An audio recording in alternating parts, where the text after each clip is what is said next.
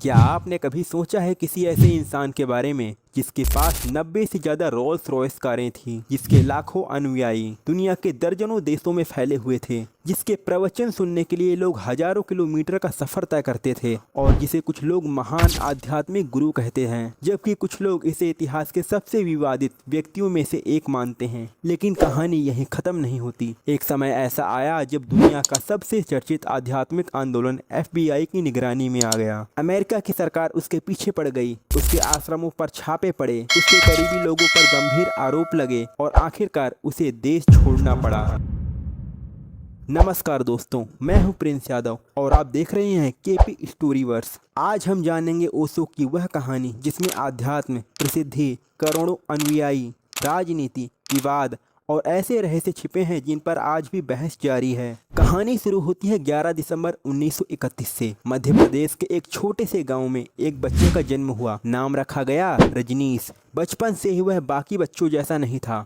कहा जाता है कि उसे सवाल पूछने की आदत थी, ऐसे सवाल जिनसे बड़े बड़े लोग असहज हो जाते थे। जहां दूसरे बच्चे जवाब सीख रहे थे, वह सवालों को चुनौती दे रहा था। समय बीता और यही रजनीश आगे चलकर ओशो के नाम से पूरी दुनिया में मशहूर हुआ। लेकिन उसकी लोकप्रियता का कारण आध्यात्म नहीं था, उसकी बात करने का तरीका ही अलग था। वह उन विषयों को खुलकर बोलता था जिन पर लोग उस समय बात करने से भी डरते थे। धर्म, समाज, राजनीति, रिश्ते और यहाँ तक कि सेक्स के विषयों पर भी। उस दौर में यह बात बहुत असामान्य थी। कुछ लोग उसे क्रांतिकारी विचारक मानने लगे, कुछ लोग उसे खतरनाक मानने लगे। लेकिन एक बात तय थी, जिसने भी उसे सुना वह उसे नज़रअंदाज नहीं कर पाया। धीरे धीरे उसके अनुयायी की संख्या बढ़ने लगी। भारत से लेकर यूरोप और अमेरिका तक हजारों लोग उसके विचारों से प्रभावित होने लगे। फिर आया पुणे का आश्रम और यहीं से ओशो की कहानी एक नए मोड़ पर पहुंच गई। यह कोई साधारण आश्रम नहीं था। यहाँ दुनिया भर से लोग आते थे, ध्यान करते थे, ओशो के प्रवचन सुनते थे और कई लोगों के लिए यह जगह एक आध्यात्म प्रयोगशाला जैसी बन गई। लेकिन जितनी तेजी से ओशो लोकप्रिय हो रहे थे, उतनी ही तेजी से उनके आलोचक भी बढ़ रहे थे, क्योंकि ओशो परंपरागत सोच को खुली चुनौती दे रहे थे। उनकी बातों में लॉजिक्स होते थे। वो कहते थे, तुम मेरी बात को काटना तो चाहोगे, लेकिन मेरी बात को काटकर आगे नहीं जा पाओगे। और इतिहास गवाह है, जो व्यक्ति स्थापित धारणाओं को चुनौती देता है वह अक्सर विवादों से घिर जाता है, क्योंकि सच्चाई ये है कि लोग तुम्हें भीड़ से अलग नहीं देखना चाहते और वह व्यक्ति अक्सर विवादों से घिर जाता है। लेकिन दोस्तों, जो कुछ आगे होने वाला था उसने ओशो को सिर्फ एक गुरु नहीं बल्कि दुनिया के सबसे रहस्यमय और विवादित हस्तियों में शामिल कर दिया, क्योंकि अब उनकी नज़र अमेरिका पर थी और अमेरिका में जो हुआ उसने पूरी दुनिया को हिलाकर रख दिया। लेकिन दोस्तों, अब कहानी उस मोड़ पर पहुंच चुकी थी जहां ओशो सिर्फ भारत के एक आध्यात्मिक गुरु नहीं थे, उनका नाम दुनिया भर में फैल चुका था। हजारों विदेशी अनुयायी उनके विचारों से प्रभावित होकर भारत आ रहे थे। लेकिन इसी दौरान एक बड़ा फैसला लिया गया। 1981 में ओशो अमेरिका चले गए। शुरुआत में यह सिर्फ एक साधारण यात्रा लग रही थी, लेकिन किसी को अंदाजा नहीं था कि आने वाले कुछ वर्षों में अमेरिका की धरती पर एक ऐसा प्रयोग होने वाला है जिसकी चर्चा आज भी होती है। अमेरिका के ओरेगन राज्य में हजारों एकड़ जमीन खरीदी गई। यह इलाका लगभग वीरान था, लेकिन कुछ ही समय में वहाँ एक पूरा शहर खड़ा कर दिया गया। सड़कें, घर, खेती, हवाई पट्टी, बड़ी बड़ी इमारतें और हजारों अनुयायी। इसी जगह का नाम रखा गया रजनीशपुरम, एक ऐसा शहर जो पूरी तरह ओशो के अनुयायियों द्वारा चलाया जा रहा था। दोस्तों, ओशो की लोकप्रियता अपने चरम पर थी और तभी दुनिया ने एक ऐसी चीज देखी जिसने उन्हें और भी रहस्यमय बना दिया। Rolls Royce.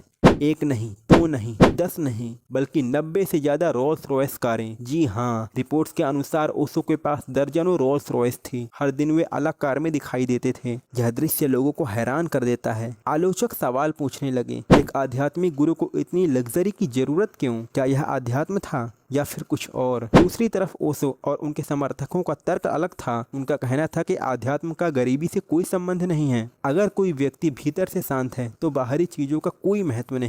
और यहीं से बहस और तेज हो गई। कुछ लोग ओशो को आधुनिक सोच वाला गुरु कहने लगे, कुछ लोगों ने उन्हें दिखावा करने वाला व्यक्ति कहा। लेकिन एक बात तय थी, दुनिया उन्हें नजरअंदाज नहीं कर पा रही थी, क्योंकि ये लोग बस इतना ही चाहते हैं कि कोई उन्हें गाइड करने वाला हो। इसलिए ये लोग और लोगों को भगवान बना लेते हैं ताकि इन्हें कर्म ना करना पड़े, लेकिन कोई इनके झूठ को भी ना पकड़ ले। इसीलिए इन्होंने एक लाइन हमें बचपन से ही सिखा दी है कि कर्म ही पूजा है और फिर कहानी में प्रवेश हुआ मां आनंदशीला। शीला ओशो की सबसे करीबी सहयोगियों में गिनी जाती थी। रजनीशपुरम के प्रशासन और फैसलों में उनकी बड़ी भूमिका थी।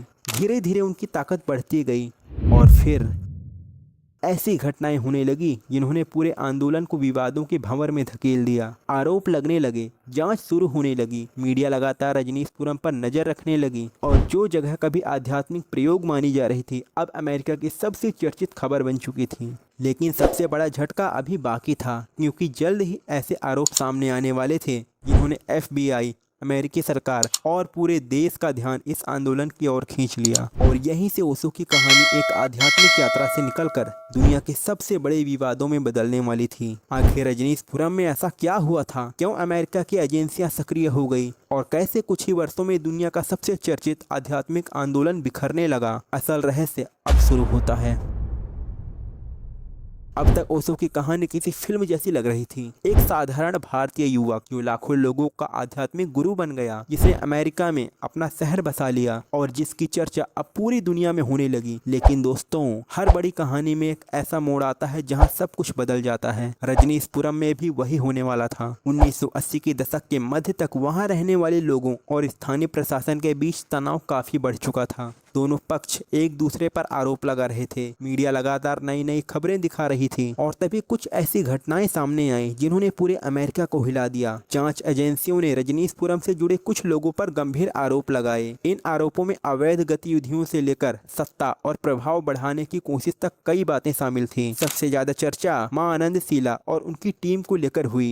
धीरे धीरे हालात इतने बिगड़ गए कि शीला अचानक अमेरिका छोड़कर चली गई। यह खबर किसी बम धमाके से कम नहीं थी, क्योंकि जो महिला वर्षों तक आंदोलन का सबसे शक्तिशाली चेहरा रही, वह अचानक गायब हो चुकी थी। इसके बाद ओशो ने पहली बार सार्वजनिक रूप से शीला और उनकी टीम की आलोचना की। उन्होंने दावा किया कि कई गलत काम उनकी जानकारी के बिना किए गए, लेकिन तब तक नुकसान हो चुका था। पूरी दुनिया की नजरें अब रजनीशपुरम पर थी और यहीं से अमेरिकी एजेंसियों की कार्रवाई और तेज हो गई। कुछ ही समय बाद ओशो को भी कानूनी मुश्किलों का सामना करना पड़ा। उनकी गिरफ्तारी हुई और यह घटना अंतर्राष्ट्रीय मीडिया की सबसे बड़ी खबरों में शामिल हो गई। सोचिए, जिस व्यक्ति को लाखों लोग आध्यात्मिक मार्गदर्शक मानते थे, वह अब दुनिया भर के न्यूज चैनलों की हेडलाइन बन चुका था। लेकिन सबसे रहस्यमयी बात यह थी कि ओशो के समर्थक और विरोधी दोनों अपनी अपनी कहानी सुना रहे थे।